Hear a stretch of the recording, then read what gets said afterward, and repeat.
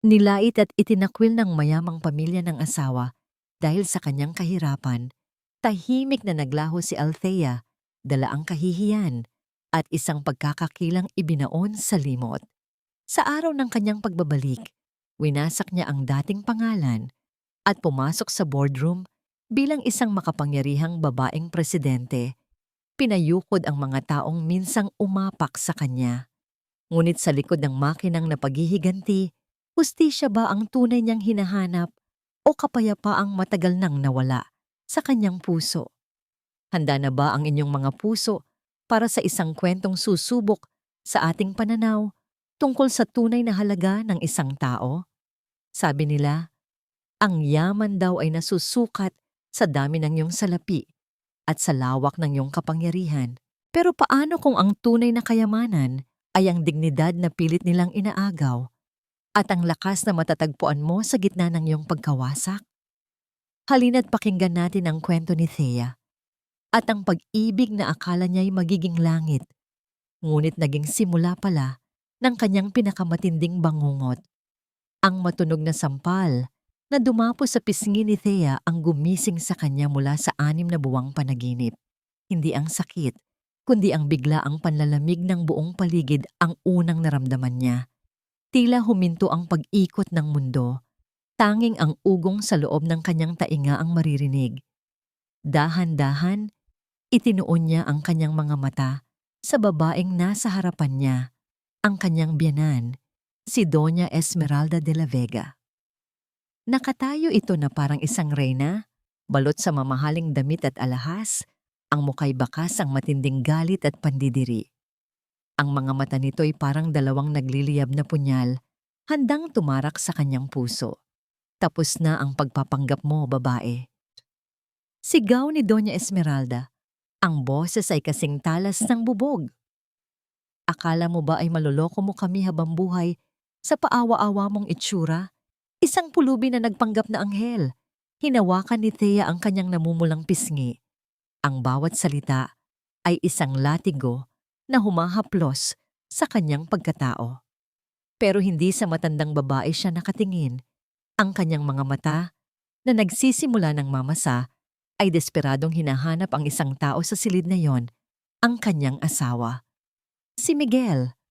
Nakatayo ito sa likuran ng ina, sa tabi ng isang babaeng hindi niya kilala, pero alam niyang may malaking papel sa trahedyang ito. Ang babae, si Isabela, ay napakaganda. Balingkinita ng katawan, makinis ang kutis at may ngiti sa labi na puno ng tagumpay. Ang isang kamay nito ay nakahawak sa braso ni Miguel, isang malinaw na pag-angkin. Miguel, halos pabulong na, sabi ni Thea. Tulungan mo ako. Ngunit si Miguel ay hindi tumitingin. Ang mga mata nito ay nakatutok sa mamahaling carpet sa sahig, sa kahit saang direksyon, wag lang sa kanya. Ang mga balikat nito, na dati kanlungan niya, ay tila bumagsak sa bigat ng kahihiyan o marahil sa kawalan ng paninindigan. Lumapit si Isabela kay Thea. Ang bawat hakbang ay may kasamang pangiinsulto. Alam mo, Thea, naaawa ako sa'yo. Sabi nito sa malambing ngunit puno ng kamandag na boses. Pero kailangan mong maintindihan, may mga bagay sa mundo na hindi para sa lahat. At si Miguel, ang pamilyang ito, hindi ka nababagay dito. Isang papel ang iniabot ni Doña Esmeralda sa kanya. Hindi iniabot. Inihagis sa kanyang mukha. Divorce papers. Ang mga salitang nakasulat ay lumabo dahil sa mga luhang namumuo sa kanyang mga mata. Pirmahan mo yan, utos ng matanda. At layas, kunin mo ang mga basura mong damit at umalis ka na sa pamamahay na ito. Huwag ka nang magpapakita pa kahit kailan. Umiling-iling si Thea. Ang luhay tuluyan ng bumagsak. Muli niyang sinubukan.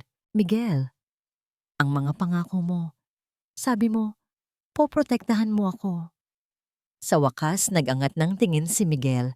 Sa isang saglit, nakita ni Thea ang sakit sa mga mata nito, ang pagsisisi. Ngunit nawala rin iyon na parang bula nang sikuhin siya ng kanyang ina. Muli itong yumuko. At sa katahimikan niyang iyon, Narinig ni Thea ang pagbasag ng kanyang puso sa 1,000 piraso. Mas masakit pa yon kaysa sa sampal.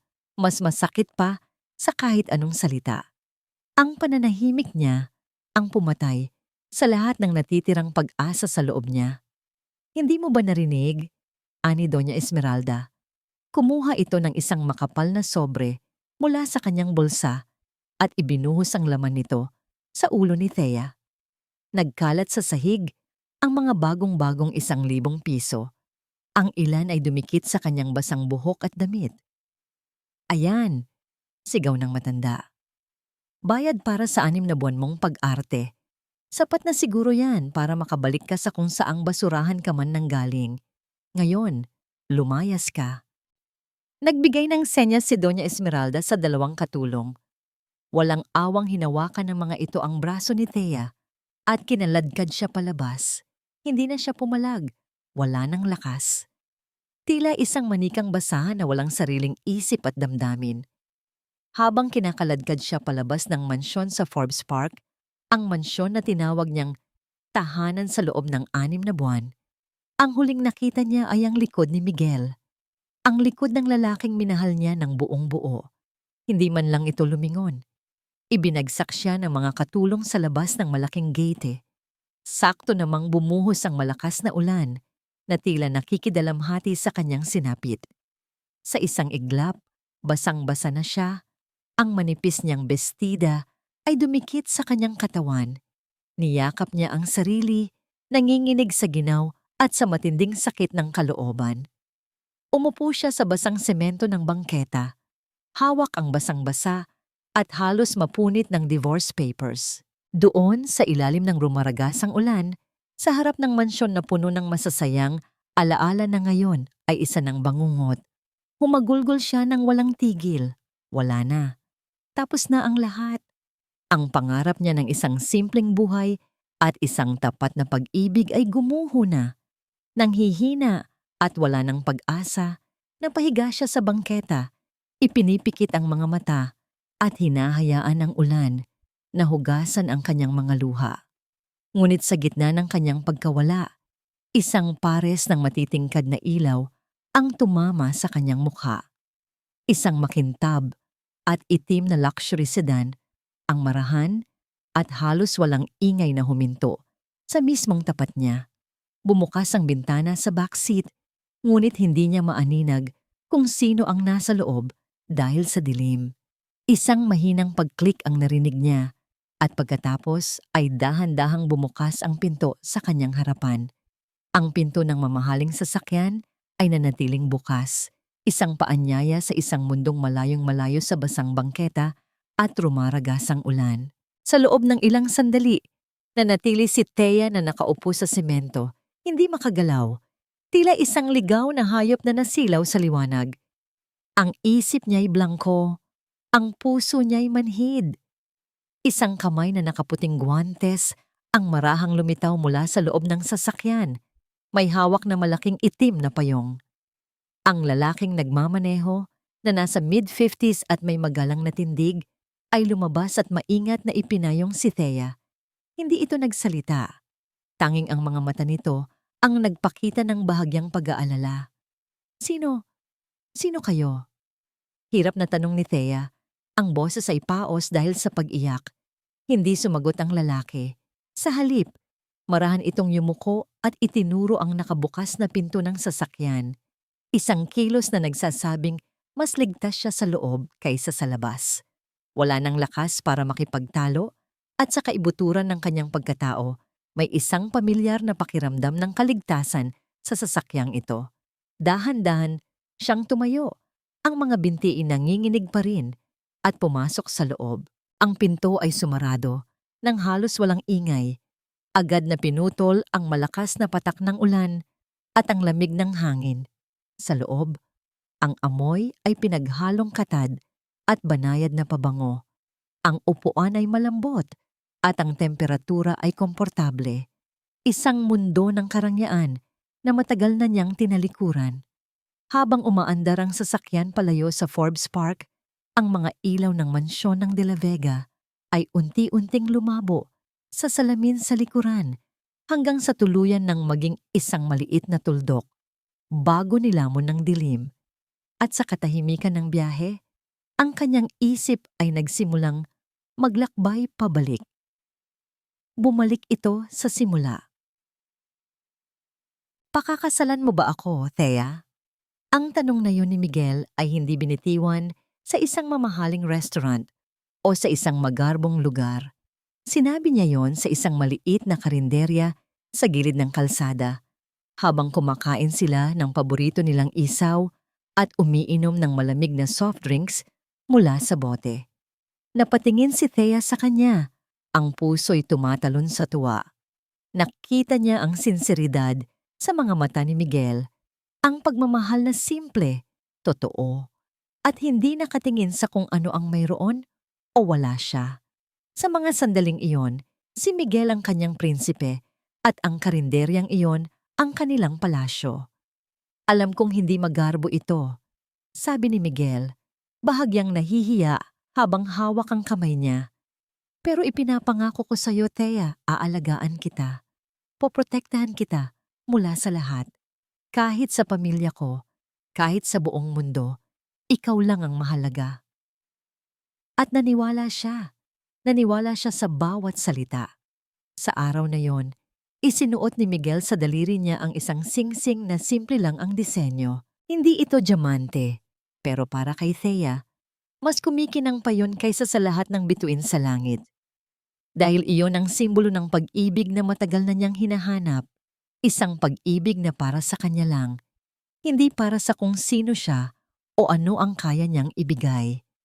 Ngunit ang matamis na alaala ay biglang naputol, napalitan ng ibang imahe. Ang unang hapunan niya sa mansyon ng mga De La Vega. Nakaupo siya sa isang napakahabang lamesa na gawa sa mahogany, napapaligiran ng mga kubyertos na pilak na hindi niya alam kung paano gamitin. Si Doña Esmeralda, nakaupo sa kabilang dulo, ay tinititigan siya mula ulo hanggang paa.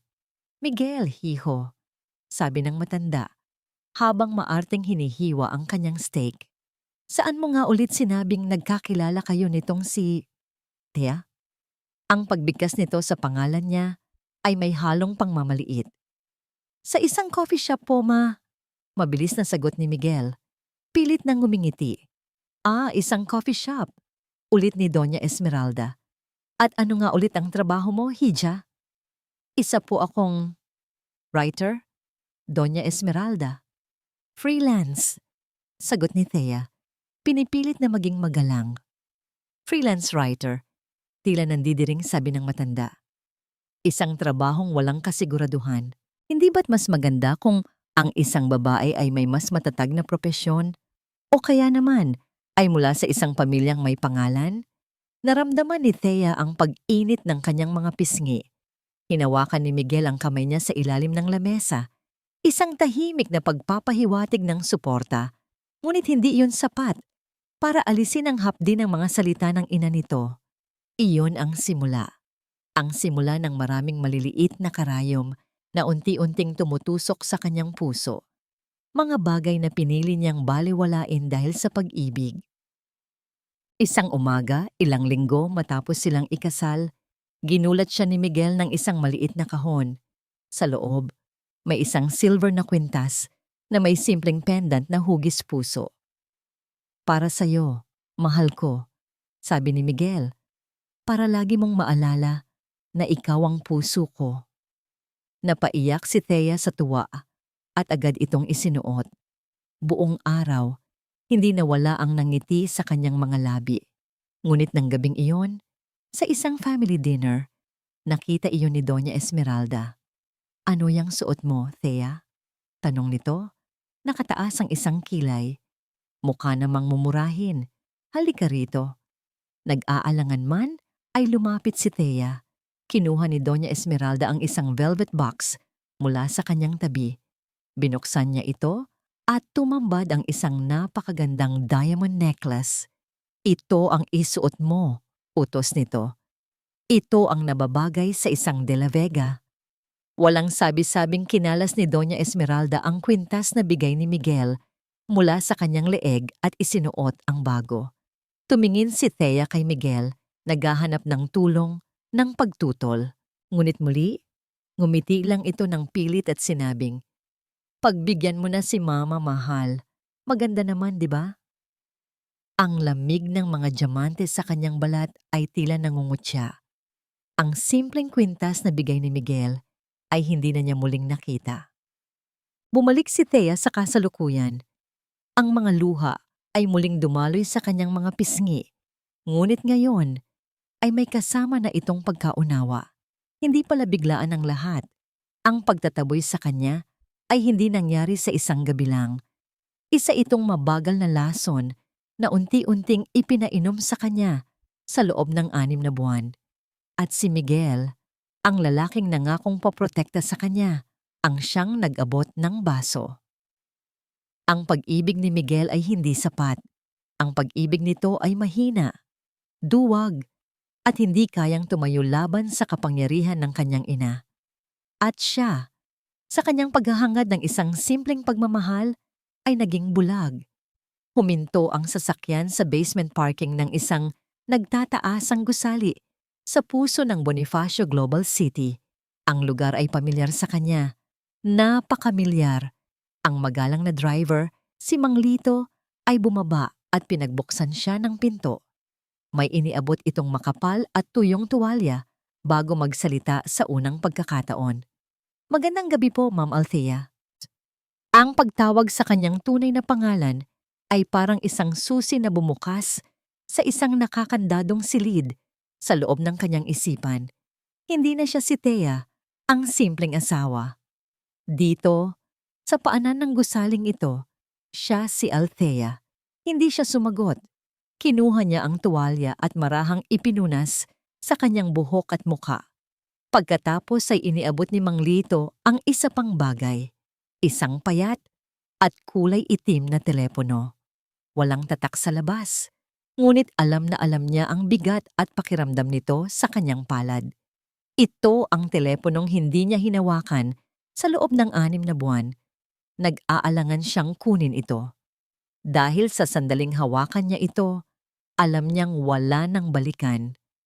Ang Thea na akala niyang minahal ni Miguel, ang Thea na mahina, umaasa at umiiyak sa ilalim ng ulan, ay tuluyan ng mamamatay.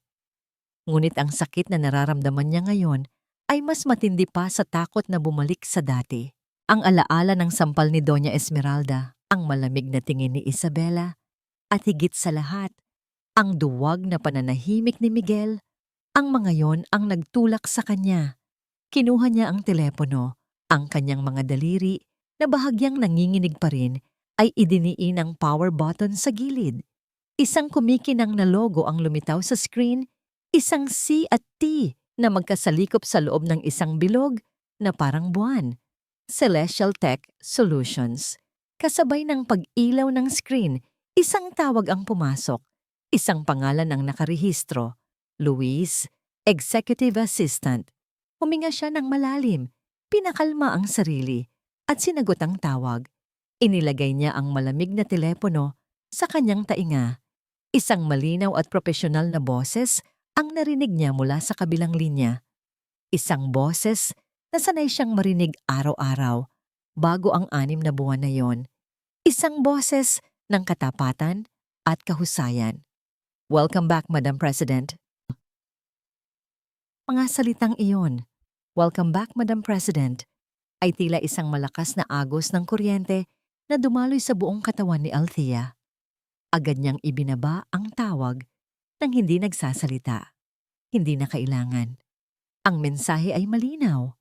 Bumukas ang pinto ng private elevator na diretsong konektado sa basement parking.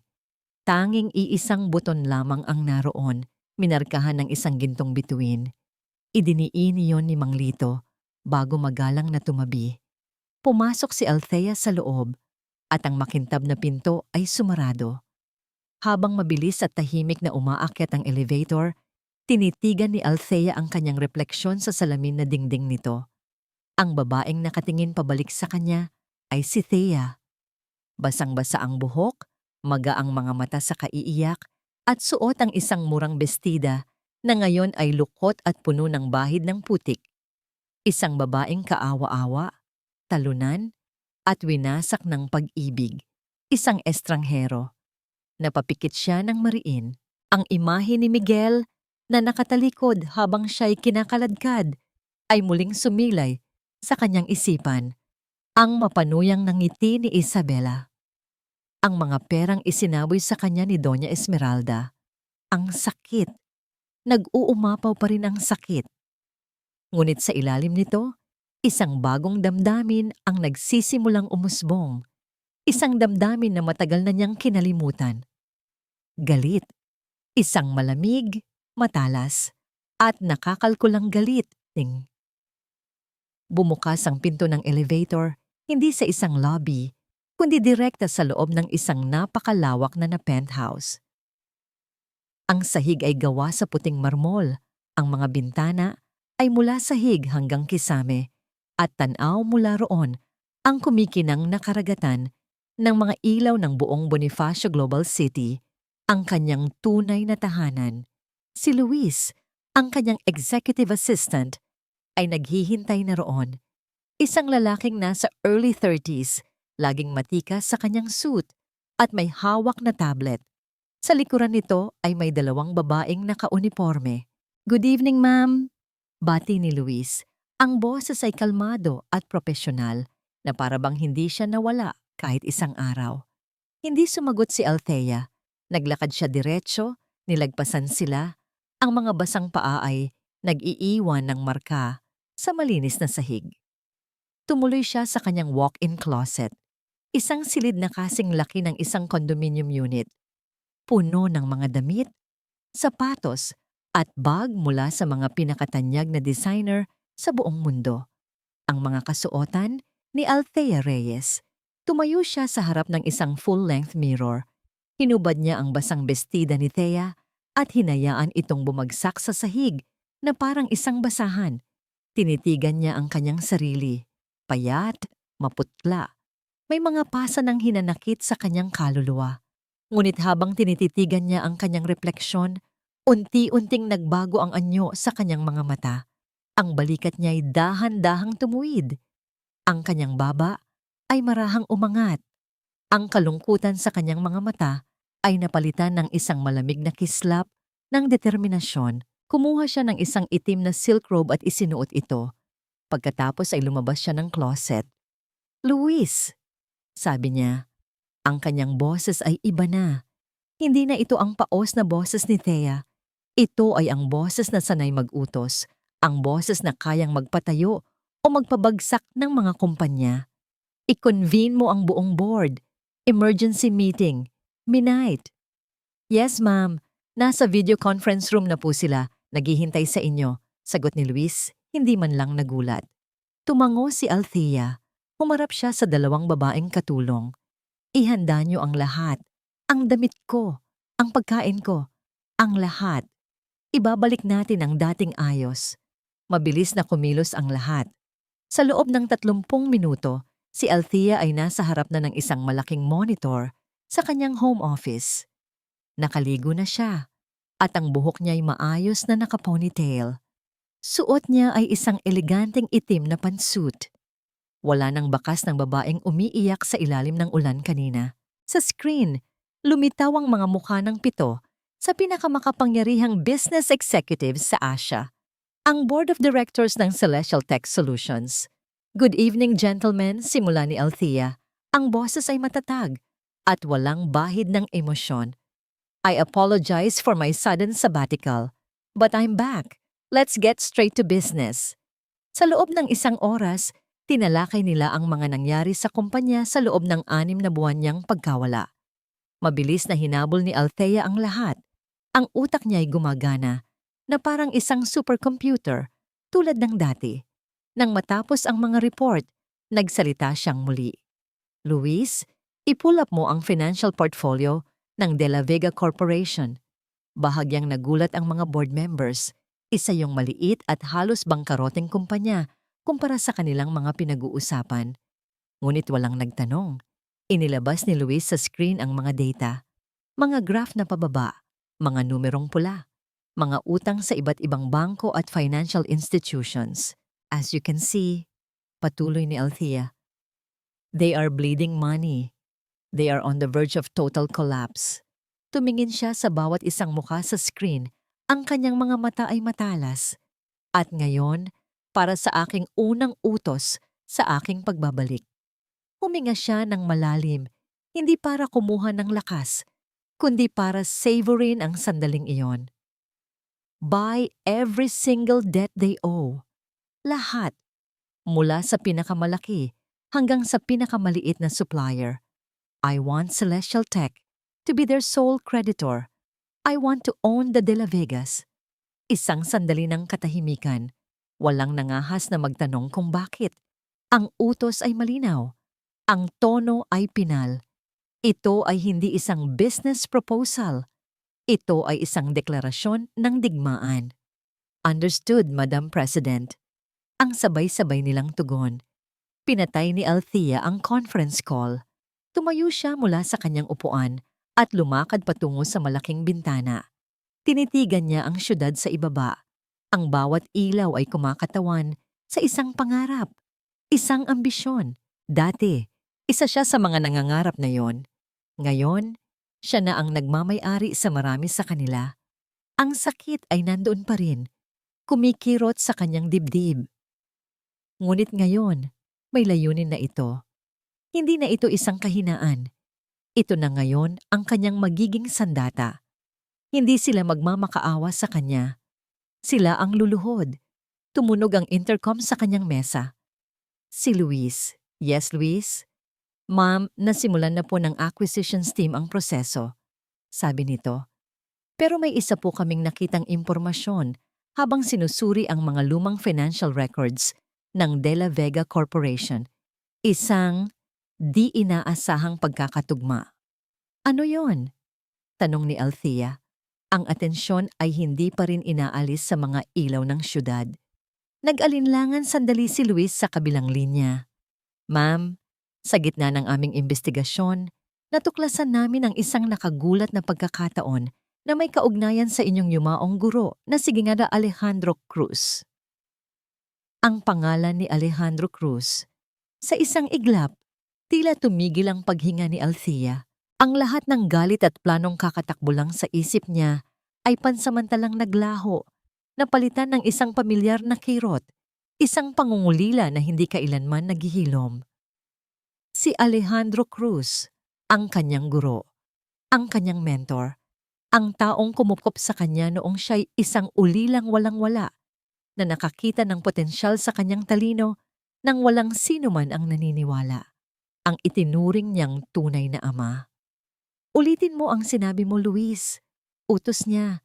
Ang boses ay bahagyang nanginginig sa unang pagkakataon mula nang siya'y bumalik. Ma'am, sa aming pagsasaliksik sa mga unang taon ng De La Vega Corporation, may mga transaction at partnership records na lumabas. Ang pangalan po ng co-founder at original chief designer ng kanilang unang kumpanya ay si G. Alejandro Cruz. Para siyang sinaksak sa dibdib. Mabilis siyang bumalik sa kanyang mesa at naupo. I-send mo sa akin ang lahat ng files. Lahat. Ngayon na. Agad na pumasok ang mga dokumento sa kanyang computer. Ngunit bago niya iyon buksan, may naalala siya. Tumayo siya at naglakad patungo sa kanyang personal na library. Sa isang sulok, sa ilalim ng isang antigong mesa, ay may isang baul na gawa sa kahoy na nara. Ang nag-iisang bagay na dinala niya mula sa dati niyang buhay. Binuksan niya ito. Sa loob ay naroon ang mga alaala ng kanyang nakaraan. Mga lumang litrato, mga libro, at isang tumpok ng mga liham na nakatali ng isang kupas na laso. Ang mga sulat ni G. Alejandro para sa kanya noong siya'y nag-aaral sa ibang bansa bilang isang scholar. Kinuha niya ang mga sulat at bumalik sa kanyang opisina. Habang binabasa ang mga report mula kay Luis sa isang screen, isa-isa niyang binuklat ang mga sulat. Sa simula, ang mga sulat ng kanyang mentor ay puno ng pag-asa at pananabik. Althea, anak, Sulat nito sa isang liham. Malapit na. Ang disenyo na pinaghirapan natin ay malapit nang maging isang katotohanan. Ang aking katuwang sa negosyo, isang matalik na kaibigan, ay napakagaling. Sa aming dalawa, mababago natin ang industriya. Ngunit habang lumilipas ang mga buwan sa mga sulat, ang tono nito ay unti-unting nagbago. Ang pananabik ay napalitan ng pag-aalala at pagkatapos ay ng pagkadismaya. May hindi tama, Althea, sabi sa isa pang sulat.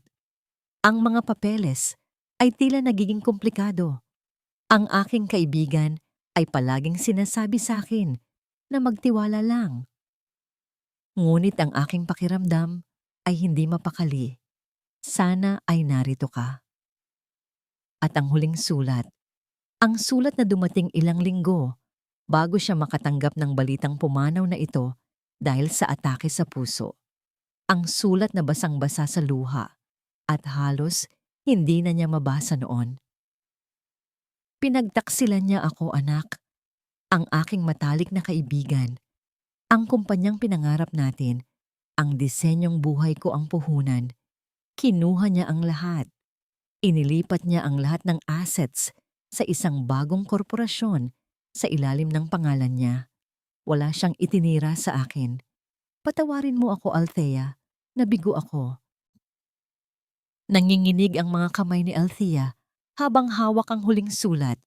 Noon, akala niya'y simpleng business failure lang ang nangyari.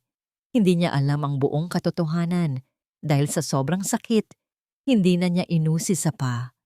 Tumingin siya sa computer screen.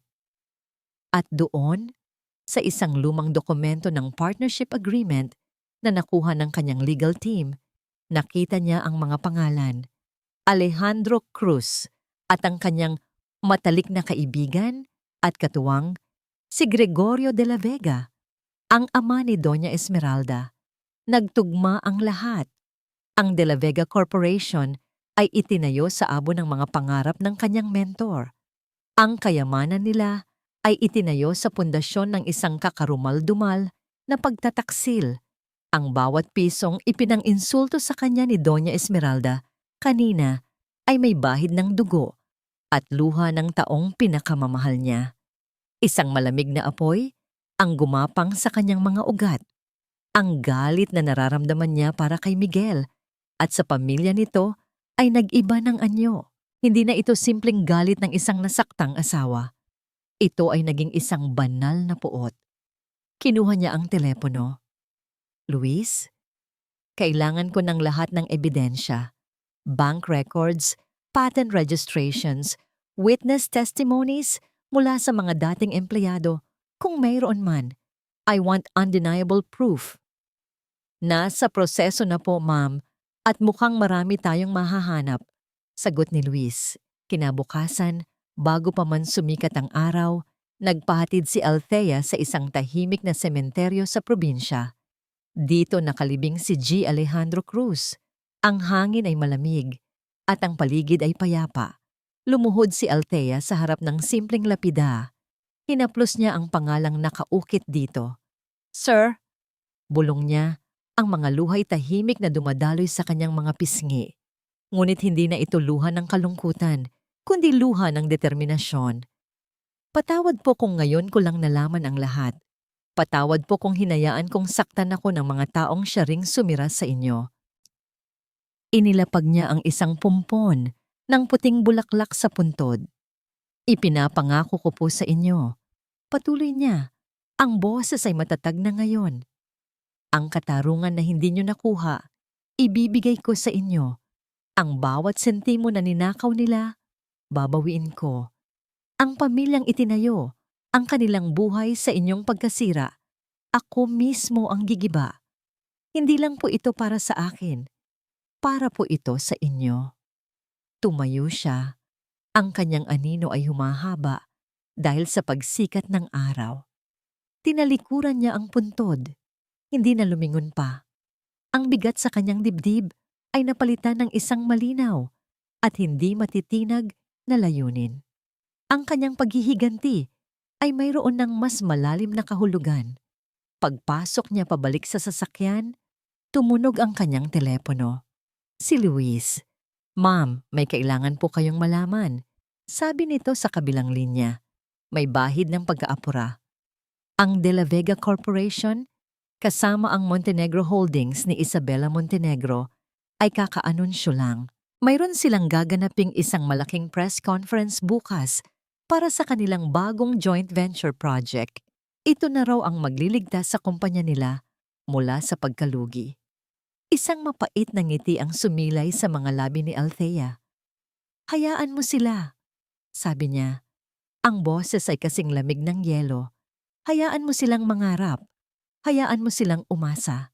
Dahil mas masarap panoorin ang isang bagay na bumabagsak mula sa pinakamatayog na taas. Ang mansyon ng mga De La Vega ay hindi kailanman naging ganito katahimik. Sa pag-alis ni Thea, tila nawala ang lahat ng kulay at init sa loob ng tahanan. Ang bawat sulok na dati may bakas ng kanyang simpleng presensya.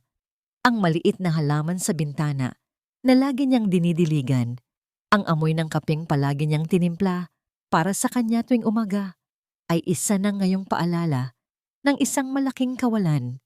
Si Miguel ay nakakulong sa kanyang silid, ang parehong silid na pinagsaluhan nila ni Thea. Ang pakiramdam ng pagkakasala ay parang isang mabigat na kumot na bumabalot sa kanya. Pinipigilan siyang huminga. Paulit-ulit na naglalaro sa kanyang isipan ang huling imahe ni Thea. Ang mga matang puno ng sakit at pagkabigo, ang mukha nitong basang-basa ng ulan at luha, at ang kanyang sarili na nakatayo lang, walang ginawa. Isang duwag. Para ito sa pamilya, bulong niya sa sarili. Isang kasinungalingan na paulit-ulit niyang sinasabi para lang makayanan ang bawat araw. Para mailigtas ang De La Vega. Ngunit sa tuwing ipipikit niya ang mga mata, hindi ang kinabukasan ng kumpanya ang nakikita niya, kundi ang sakit na idinulot niya sa babaeng nangakong mamahalin siya habang buhay. Habang binubuksan niya ang isang drawer para kumuha ng damit, ang kanyang mga daliri ay may nasaging isang pamilyar na bagay. Kinuha niya ito, ang silver na kwintas na may pendant na hugis puso.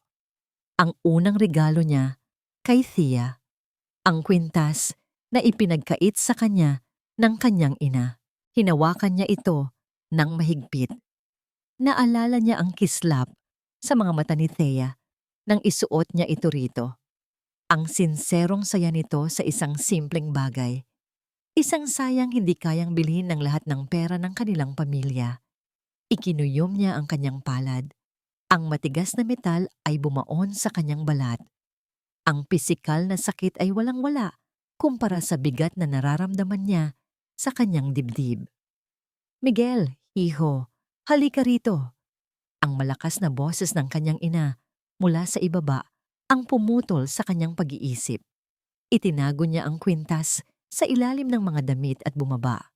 Sa sala, naroon si Doña Esmeralda at si Isabela. Magkatabing nakaupo sa sofa at masayang nag-uusap habang tinitingnan ang isang tablet. Mukha silang mag-inang matagal nang hindi nagkita, perpektong nagkakasundo sa kanilang mga ambisyon. "Tingnan mo ito, Miguel," sabi ni Isabela. Ang ngiti ay hindi nawawala sa kanyang mga labi. Ipinakita nito sa kanya ang layout para sa imbitasyon ng isang malaking pagtitipon. "This will be the grand announcement for our joint venture. Kailangan nating ipakita sa lahat na ang De La Vega at Montenegro ay isang puwersang hindi matitinag. The media plans are all set." Dagdag ni Doña Esmeralda, ang mga matay nagningning sa pag-asa. Pagkatapos ng gabing iyon, lahat ng mga bangko at investor ay muling magtitiwala sa atin. Malilinis ang pangalan ng De La Vega. Malalaman nilang lahat na nagkamali sila sa pagtalikod sa atin. Tumingin lang si Miguel sa dalawa. Ang kanilang pinag-uusapan ay tungkol sa pera, kapangyarihan at imahe. Walang bahid ng pagsisisi, walang pakialam sa isang taong nasaktan at itinapon na parang basura. Para sa kanila, si Thea ay isang maliit na Aberya lang na kailangang ayusin. Hindi ba't masyado pang maaga para magdiwang? Mahinang sabi ni Miguel. Tinaasan siya ng kilay ni Doña Esmeralda. At ano ang ibig mong sabihin dyan? Ito na ang solusyon, Miguel. Si Isabela ang ating kaligtasan. Dapat ay nagpapasalamat ka sa kanya, hindi yung nag-iisip ka ng mga negatibong bagay. Tama ang iyong ina. Mahal. Malambing na sabi ni Isabela, sabay haplos sa braso ni Miguel. This is a time for hope, not doubt. Ginagawa natin ito para sa kinabukasan mo, para sa pamilya mo. Hindi na muling nagsalita si Miguel. Muli, ang kanyang boses ay nilamon ng mas malalakas na boses sa paligid niya. Isa lamang siyang manonood sa sarili niyang buhay. Dumating ang gabi ng pagtitipon. Ang mansyon ay napuno ng mga mayayamang bisita, mga politiko, at mga mamamahayag. Ang hangin ay puno ng tunog ng mga matataas na tawanan at ang kalansing ng mga kopita ng champagne. Si Miguel ay nakatayo sa tabi ni Isabela. Suot ang isang mamahaling suit na parang hindi kasya sa kanya. Pilit siyang ngumingiti, nakikipagkamay, at tumatango sa mga usapan. Ngunit ang kanyang mga mata ay laging napapatingin sa malaking gates sa labas. Isang parte ng kanyang pagkatao, isang hibang na parte, ang umaasa. Umaasang sa anumang sandali ay may isang pamilyar na figura ang papasok. Isang babaeng may simpleng ngiti at mabait na mga mata. Umaasang sa isang himala na alam niyang hindi mangyayari. Inagaw ni Doña Esmeralda ang atensyon ng lahat. Tumayo ito sa isang maliit na entablado. Hawak ang isang mikropono. Ang mukha'y nagliliwanag sa tagumpay. Magandang gabi sa inyong lahat. Panimula niya. Ngayong gabi, nasasaksihan natin hindi lang ang pagsasanib ng dalawang malaking kumpanya, kundi ang muling pagbangon ng pangalang De La Vega. Nagpalakpakan ang mga tao. Sa tulong ng Montenegro Holdings, sa pamumuno ng napakaganda at napakatalinong si Miss Isabela Montenegro na malapit ng maging isang De La Vega. Isang makahulugang tingin ang ibinigay niya kay Isabela at Miguel. Sisiguraduhin naming mas titibay at mas magniningning ang aming legasiya. Sa gitna ng malakas na palakpakan, habang nakataas ang mga kopita para sa isang toast, isang tao ang nagmamadaling pumasok sa bulwagan, ang abogado ng pamilya, si Attorney Diaz. Siya ay namumutla, pawis na pawis, at bakas sa kanyang muka ang matinding pagkasindak. Hindi niya pinansin ang mga bisita. Dire-diretso siyang lumapit kay Doña Esmeralda. Doña Esmeralda, bulong nito, nanginginig ang boses.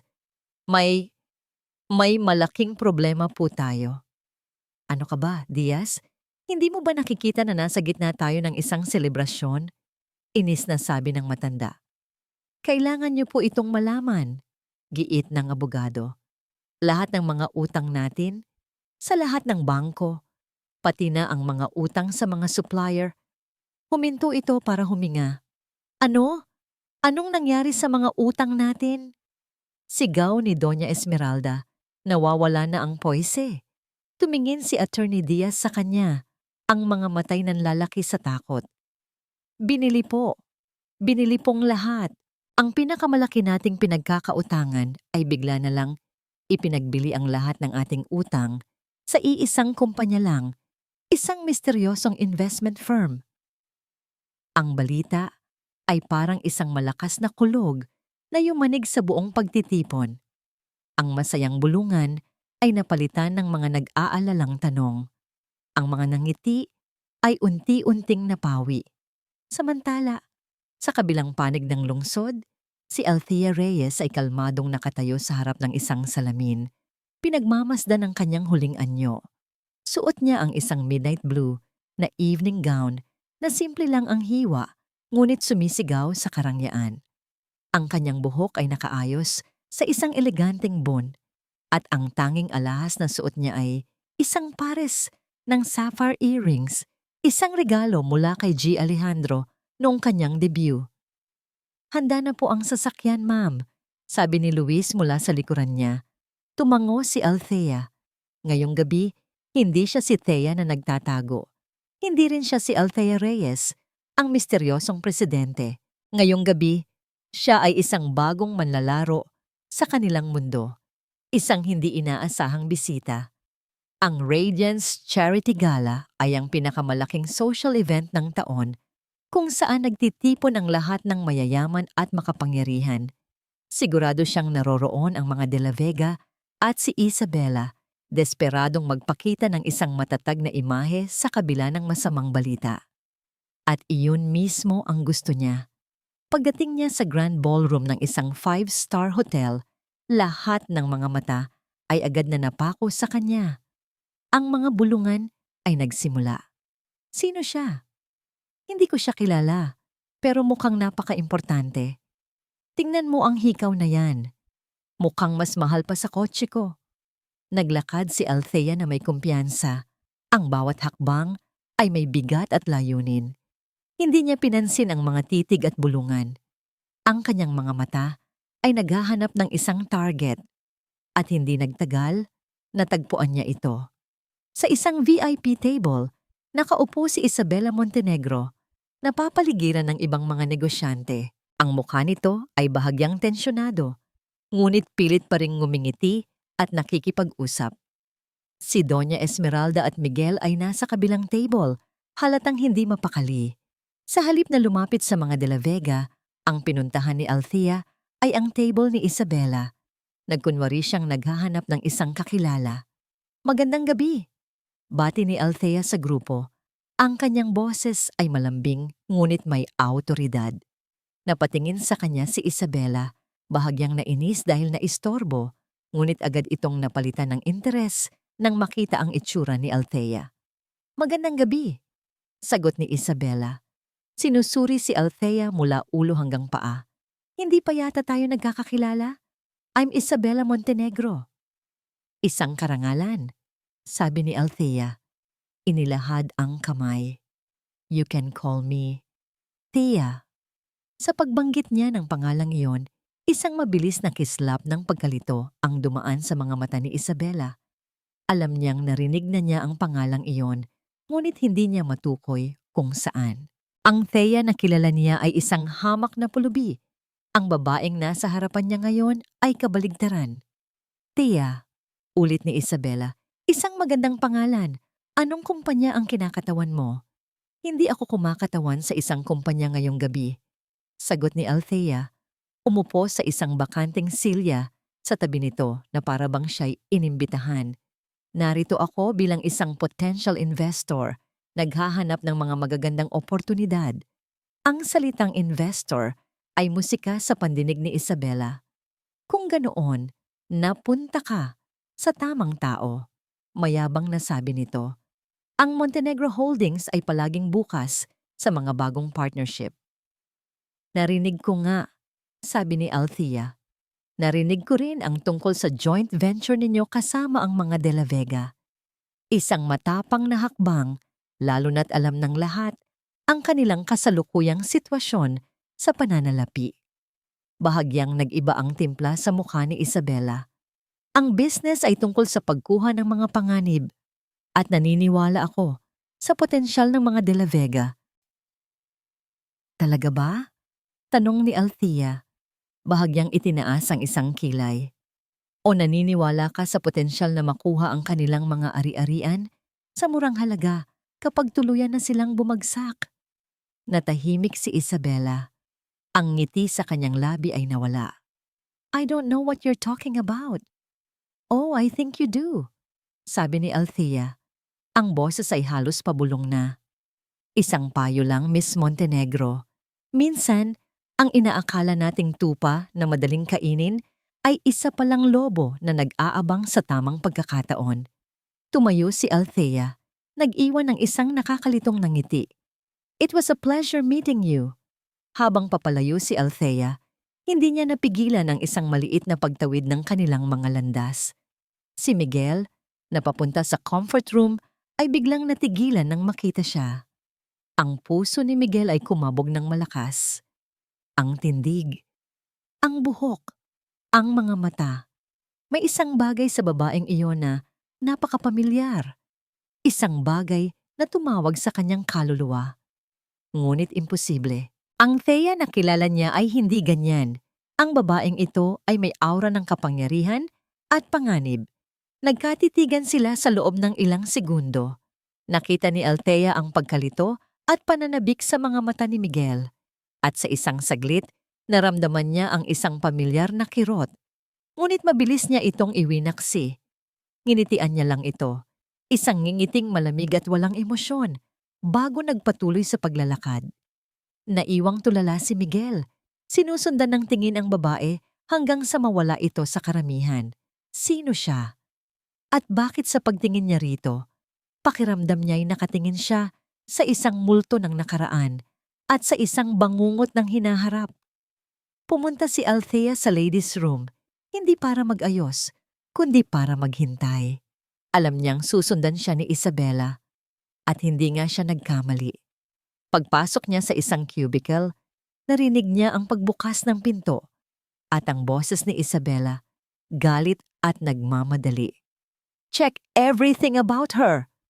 Utos ni Isabela sa kausap nito sa telepono. I want to know who that woman is. That Thea. May kutob akong hindi siya basta-basta investor lang. Huminto ito sandali. Nakikinig sa kabilang linya. Hindi, imposible. Malayo. Sabi ni Isabela. Pero alamin mo pa rin, may kakaiba sa kanya. At pagkatapos ay narinig ni Althea ang mga salitang nagpatibay sa lahat ng kanyang hinala. Oo, tuloy ang plano, sabi ni Isabela sa mas mahinang boses. Hayaan mo lang silang maniwala na ako ang tagapagligtas.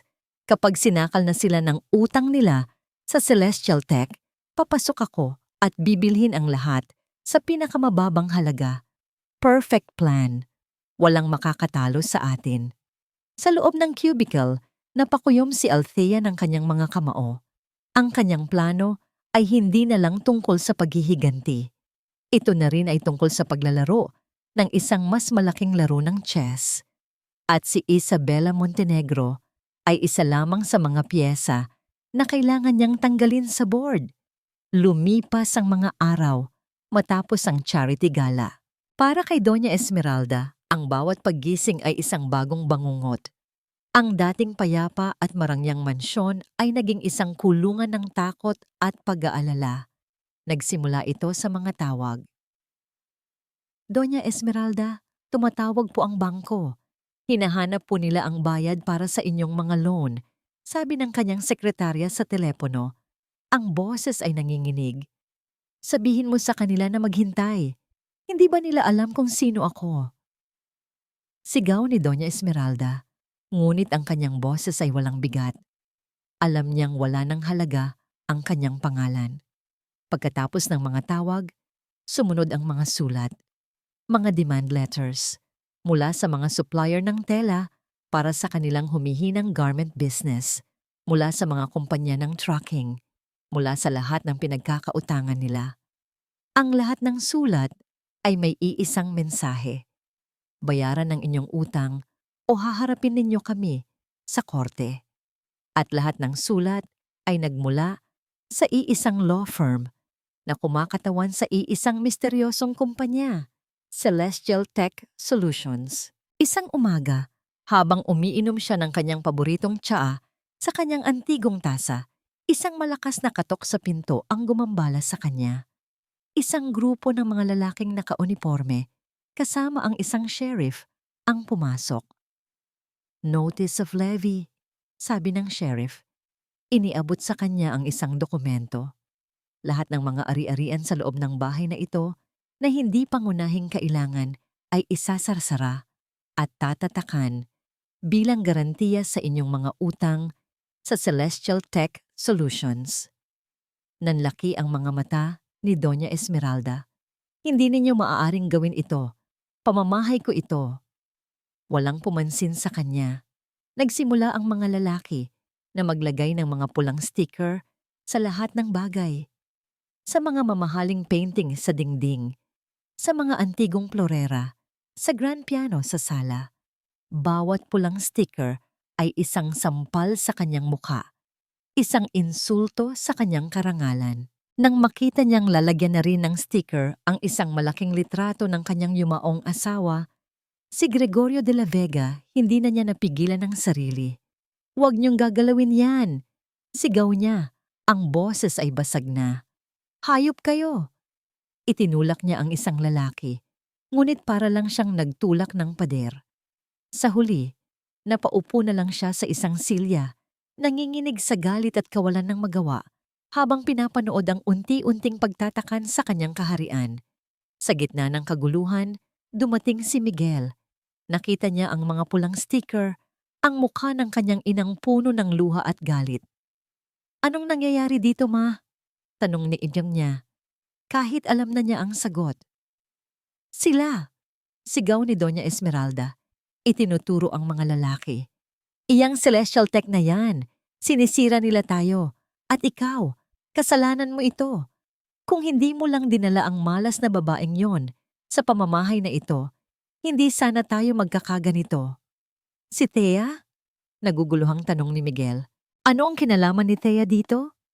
"Simula nang dumating siya, puro kamalasan na ang nangyari sa atin. Isa siyang sumpa, ipinain niya tayo." Patuloy ng matanda, ang isip ay hindi na makapag-isip ng tuwid. Hinahanap ang kahit sinong masisisi. "Mawala na si Thea at wala siyang kinalaman dito," sabi ni Miguel. Sinusubukang pakalmahin ang ina, kahit siya man ay gulong-gulo na.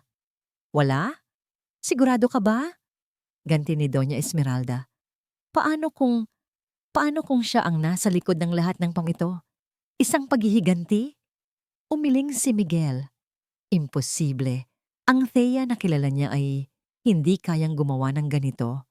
Mahina ito, mabait. Ngunit sa kanyang isipan, sumilay ang imahe ng babae sa charity gala. Ang babaeng may parehong pangalan, ngunit ibang-iba ang anyo. Ang babaeng may mga matang puno ng lamig at kapangyarihan. Hindi maari. Sa mga sumunod na araw, mas lumala ang lahat. Ang kanilang mga bank account ay na-freeze. Ang mga sasakyan nila ay kinuha. Maging ang mga katulong sa mansyon ay isa-isa nang umalis dahil hindi na nila kayang magpasweldo. Tinawagan nila si Isabela. Umaasang siya na ang kanilang huling pag-asa. Ngunit si Isabela ay palaging may dahilan. "Pasensya na, Tita Esmeralda. Miguel, maraming inaasikaso sa kumpanya," sabi nito sa telepono. "Pinag-aaralan pa ng mga abogado ko ang sitwasyon. Mahirap kumilos kapag ang kalaban ay isang dambuhalang tulad ng Celestial Tech." Ang dating matamis na boses ni Isabela ay naging malamig at malayo. Ramdam ni na Miguel at Doña Esmeralda ang unti-unti nitong pagdistansya. Ang tagapagligtas na inaasahan nila ay tila nagiging isang estranghero. Isang gabi, habang kumakain sila ng natirang pagkain sa isang halos walang laman ng hapagkainan, sinubukan muling kausapin ni Miguel ang kanyang ina. "Ma, kailangan na nating tanggapin. Wala na. Talunan na tayo." "Hindi!" mariing sabi ni Doña Esmeralda, kahit ang boses niya'y halatang pagod na. "Hindi ako papayag. Ang pangalang de la Vega, hindi maaaring bumagsak ng ganito. Pero anong gagawin natin? Wala nang tumutulong sa atin. Kahit si Isabela." "May isang paraan pa," putol ni Doña Esmeralda. Ang mga matay biglang nagkaroon ng desperadong kislap. "Kung hindi natin sila kayang labanan sa pera, lalabanan natin sila sa awa." "Anong ibig mong sabihin?" Tumayo si Doña Esmeralda. "Makikipag-usap ako sa presidente ng Celestial Tech na yan. Kahit sino pa siya, lalapitan ko siya. Luluhod ako kung kinakailangan. Ipaalala ko sa kanya na ang mga de la Vega ay may pinagsamahan, may pangalan. Hindi nila tayo maaaring itapon na parang basura." Sa isip ni Doña Esmeralda, isa itong marangal na sakripisyo. Ngunit para kay Miguel, ito ang huling yugto ng kanilang pagbagsak. Ang kanyang ina, ang reynang palalo at matapang, ay handa nang magmakaawa. Kinabukasan, isang sulat na may opisyal na letterhead ang dumating sa mansyon. Hindi ito demand letter. Isa itong imbitasyon mula sa Celestial Tech Solutions. Inaanyayahan ang mga kinatawan ng De La Vega Corporation sa isang pinal na pagpupulong upang talakayin ang kabuuang paglilipat ng lahat ng inyong mga ari-arian bilang kabayaran sa inyong mga utang. Ang sulat ay may petsa, oras at lugar, ngunit ang pinakanagpatindig ng balahibo nila ay ang huling pangungusap. Ang pagpupulong ay personal na pangungunahan ng aming presidente. Hawak ni Doña Esmeralda ang sulat. Ang mga kamay ay nanginginig. Ito na, ang kanilang huling pagkakataon, ang kanilang huling pag-asa. Isang taxi ang huminto sa harap ng nagtataasang gusali ng Celestial Tech Solutions. Mula rito, bumaba ang 3 tao na dati sanay bumaba mula sa mga luxury sedan na may sariling driver. Si Doña Esmeralda, si Miguel, at ang kanilang abogado, si Attorney Diaz. Suot pa rin ni Doña Esmeralda ang isa sa kanyang mga natitirang designer dress, ngunit ang pagod at takot sa kanyang mga mata ay hindi kayang itago ng mamahaling tela. Si Miguel naman ay nakasuot ng isang suit na tila lumuwag sa kanya. Isang testamento sa mga gabing hindi siya makatulog at makakain. Para silang mga duguan at talunang sundalo na susuko sa kampo ng kalaban. Habang naglalakad sila papasok sa lobby, ang pakiramdam para kay Miguel ay parang isang eksena sa isang pelikula kung saan ang mga bida ay dahan-dahang naglalakad patungo sa kanilang kapahamakan. Ang labi ng Celestial Tech ay malawak, malamig at tahimik. Ang sahig na gawa sa itim na granite ay kumikinang na parang salamin. Sumasalamin sa kanilang mga anyong kaawa-awa. Ang mga empleyadong dumaraan ay hindi sila tinitingnan, ngunit ramdam nila ang kanilang mga matang mapanuri. Dito, sa mundong ito, sila ay mga dayuhan, mga pulubi sa isang palasyo, isang babaeng nakauniporme ang sumalubong sa kanila. Ang mga kinatawan po ng De La Vega Corporation? Tanong nito sa isang profesional na tono. Kami nga, sagot ni Attorney Diaz. Sumunod po kayo sa akin. Hinihintay na po kayo sa conference room. Dinala sila nito sa isang mahabang pasilyo na ang mga dingding ay salamin. Bawat opisina na kanilang madaanan ay puno ng mga taong abala. Mga taong nasa tuktok ng kanilang laro. Ang hangin ay amoy tagumpay. Isang amoy na matagal nang hindi na amoy ng mga De La Vega. Huminto sila sa harap ng isang malaking pinto na gawa sa frosted glass. Binuksan ito ng babae para sa kanila. Maari na po kayong pumasok. Ang silid ng paghuhukom.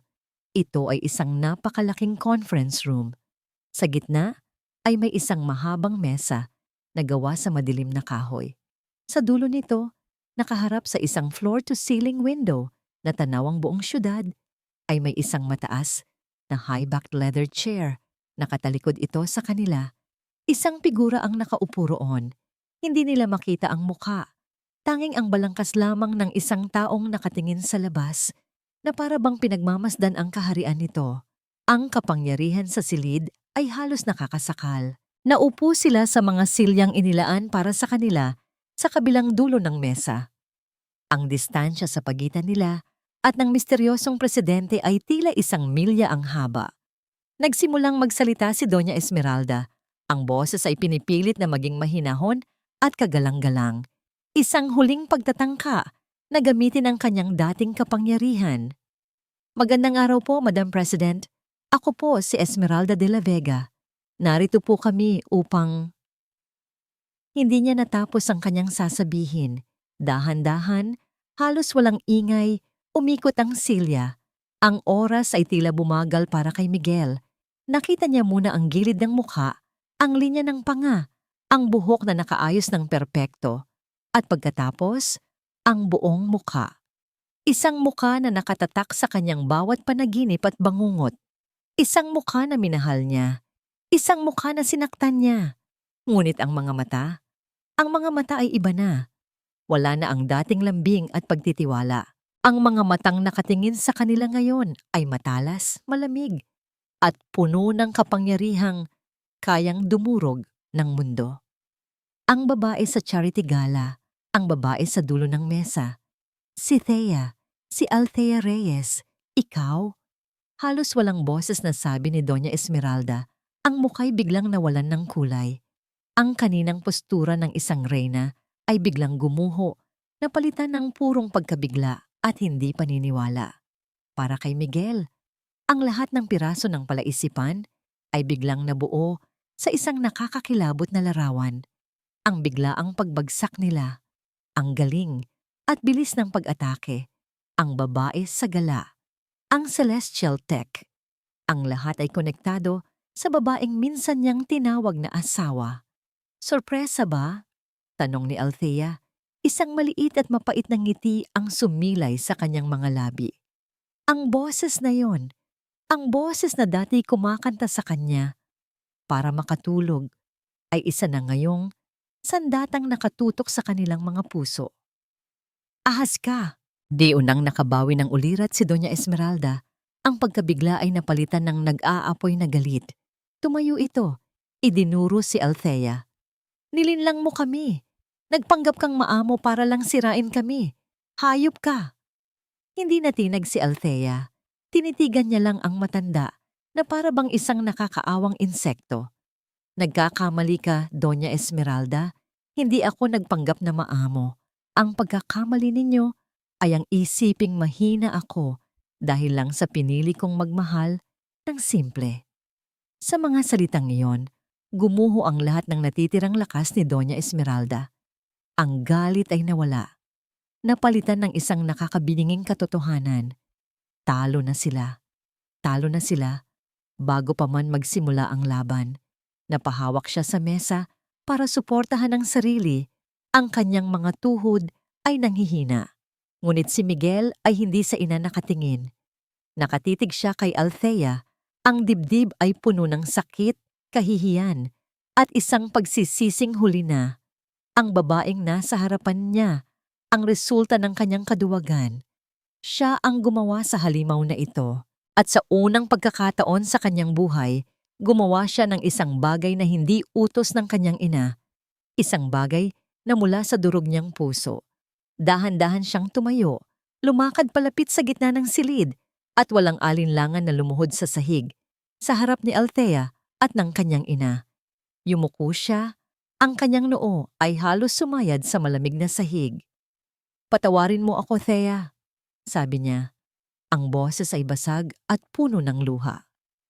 Patawarin mo ako sa lahat, sa aking kaduwagan, sa aking pananahimik, patawarin mo ako. Ito ang eksenang hindi kailanman inakala ni Althea na makikita niya. Ang prinsipeng minahal niya, nakaluhod at nagmamakaawa. Sa isang saglit, isang bahagi ng kanyang puso ang kumirot. Ngunit mabilis itong napalitan ng isang malamig na pader ng alaala. Tinitigan niya ang nakaluhod na si Miguel. Ang muka'y walang ekspresyon. Pagpapatawad? Malamig niyang tanong. Sabihin mo yan sa kaluluwa ni Ginoong Alejandro Cruz. Sa pagbanggit ng pangalang yon, pinindot ni Althea ang isang button sa kanyang mesa. Ang malaking screen sa likuran niya ay biglang umilaw. Lumitaw dito ang mga kopya ng mga lumang dokumento, mga bank transfer, at ang orihinal na partnership agreement sa pagitan ni Alejandro Cruz at ni Gregorio de la Vega. Ang ebidensya ng pagtataksil na naging pundasyon ng lahat ng yaman ng mga de la Vega ay nakabuyangyang na para sa lahat.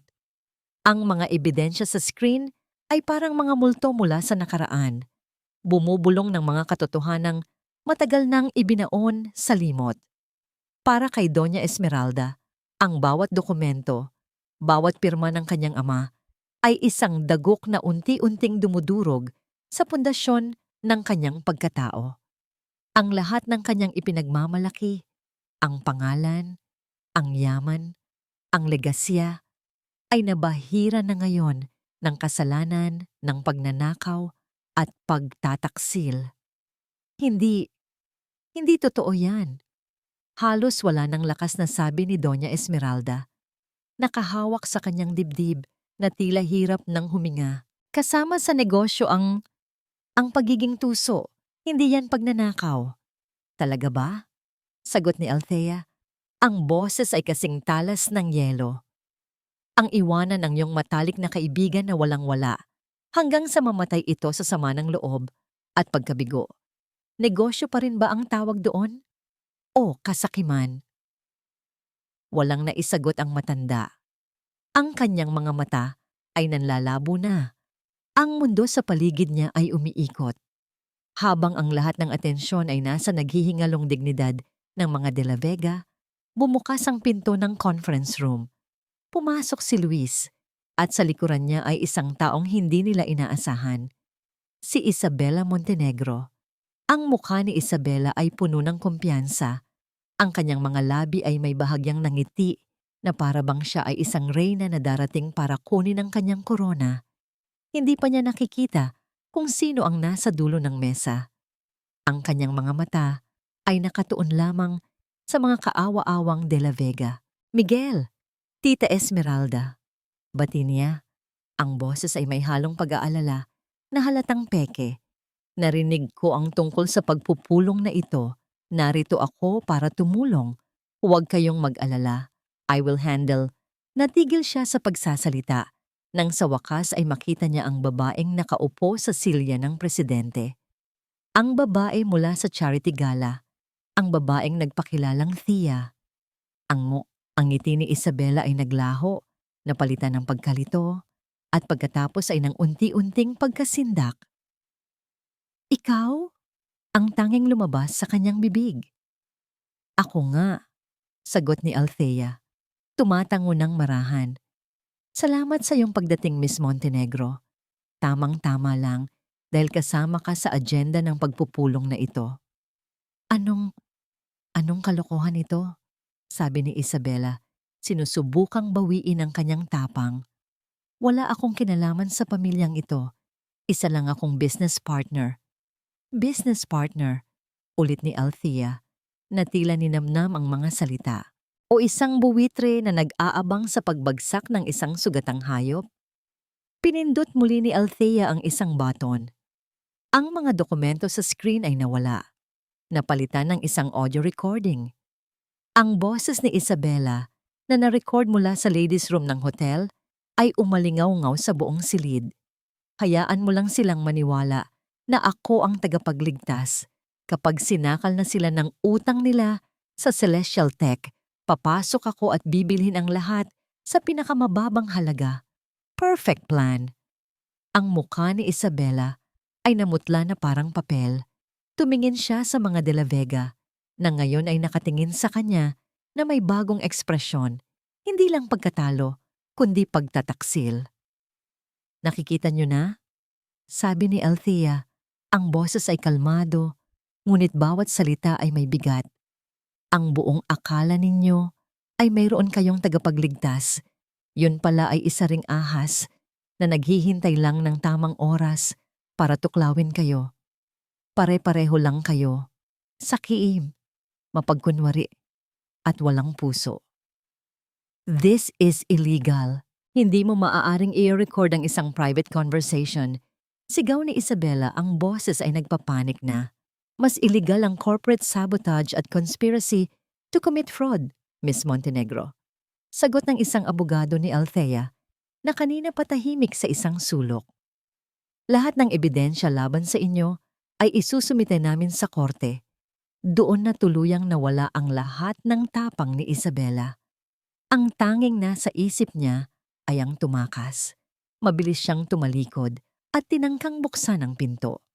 Ngunit bago pa man niya mahawakan ang doorknob, bumukas ito at pumasok ang dalawa pang abogado.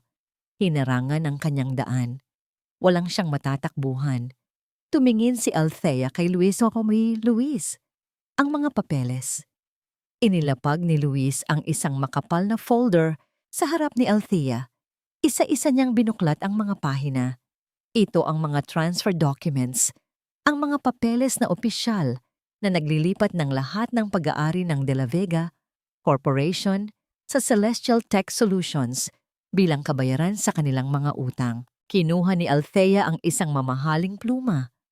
Ang tunog ng dulo nito sa papel ay ang tanging maririnig sa nakabibinging katahimikan ng silid.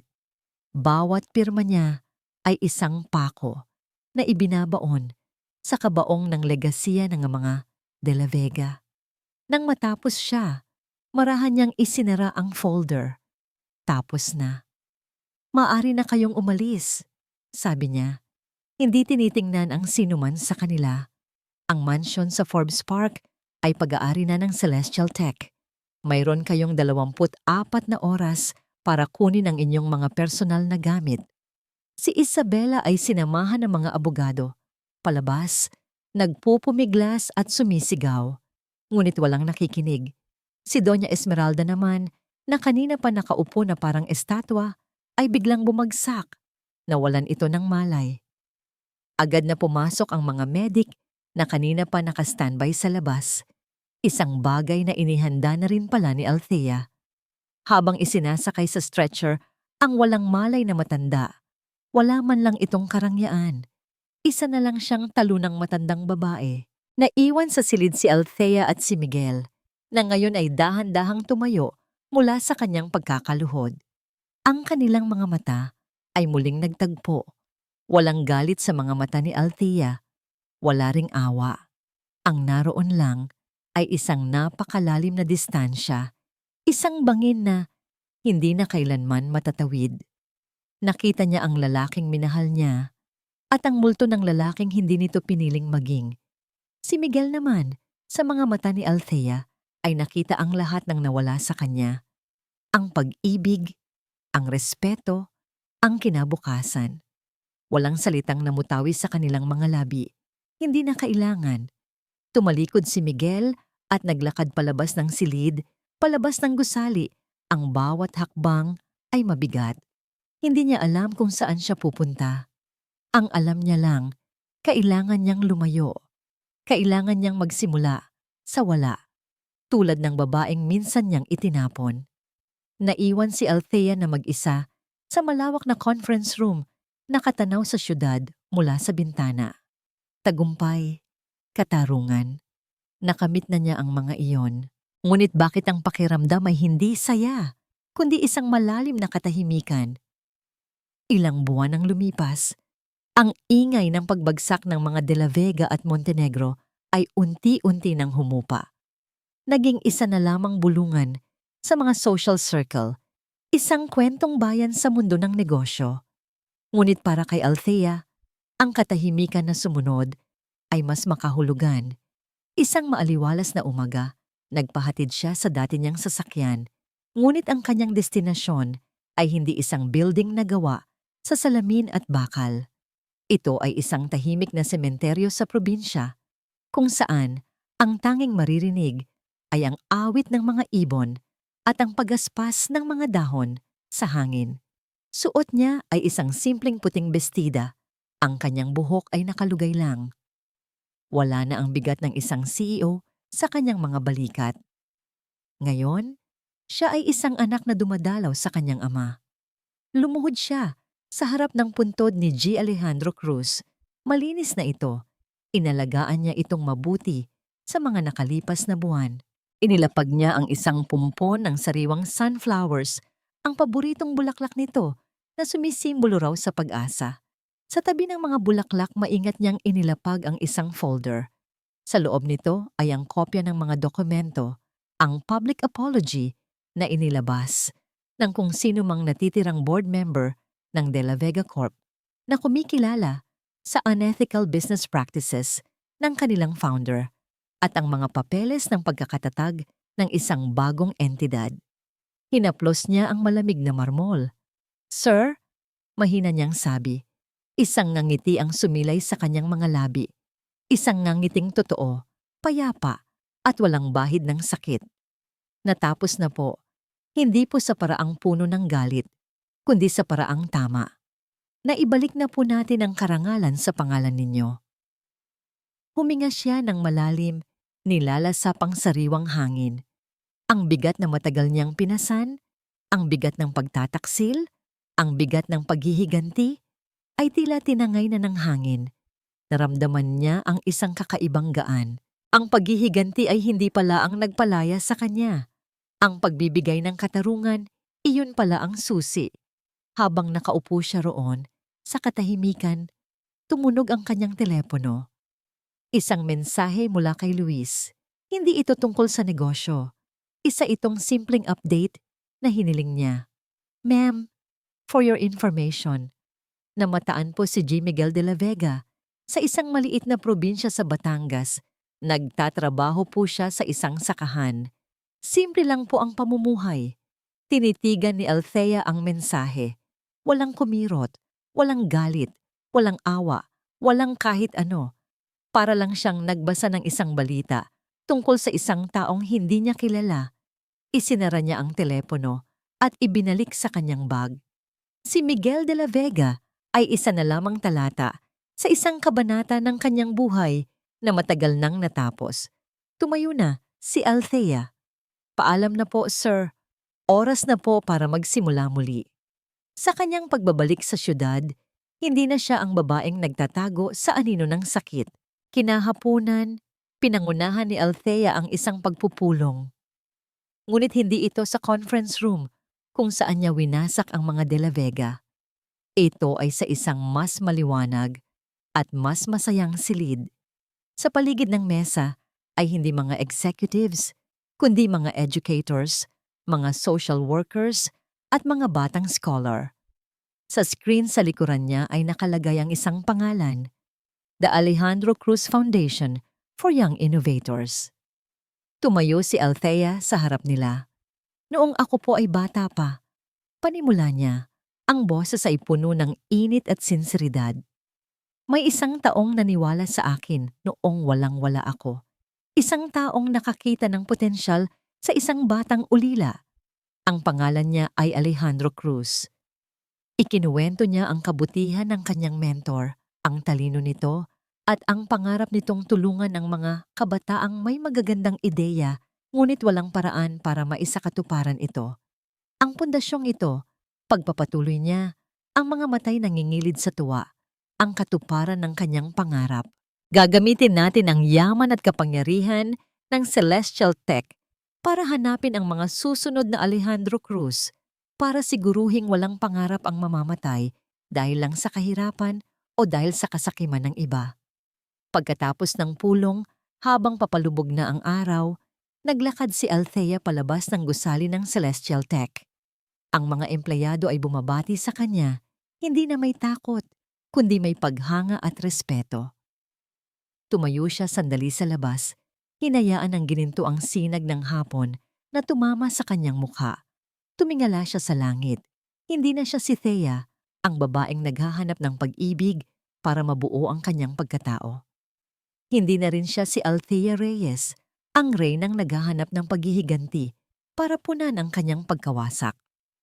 Siya na ngayon si Althea, buo, malaya, at handa nang harapin ang anumang bukas na darating. May ngiti sa kanyang labi, itinaas niya ang kanyang noo at nagsimulang maglakad pasulong, kasabay ng paglubog ng araw, patungo sa isang bagong simula na naghihintay. Sa pagtatapos ng kwento ni Althea, malinaw na ang tunay na tagumpay ay hindi nasusukat sa apelyido, yaman, o posisyong hawak, kundi sa paninindigan at dignidad na pinanghahawakan ng isang tao. Ang mga taong gumamit ng kapangyarihan upang mang-api at magtaksil ay tuluyang nahubaran ng maskara at hinarap ang bunga ng sarili nilang kasakiman.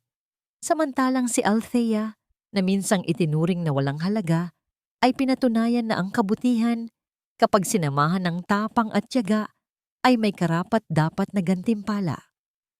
Higit pa sa paghihiganti, pinili niyang gumaling, gamit ang kanyang yaman hindi upang manakit, kundi upang parangalan ang alaala ng taong naniwala sa kanya noong wala siyang kahit ano.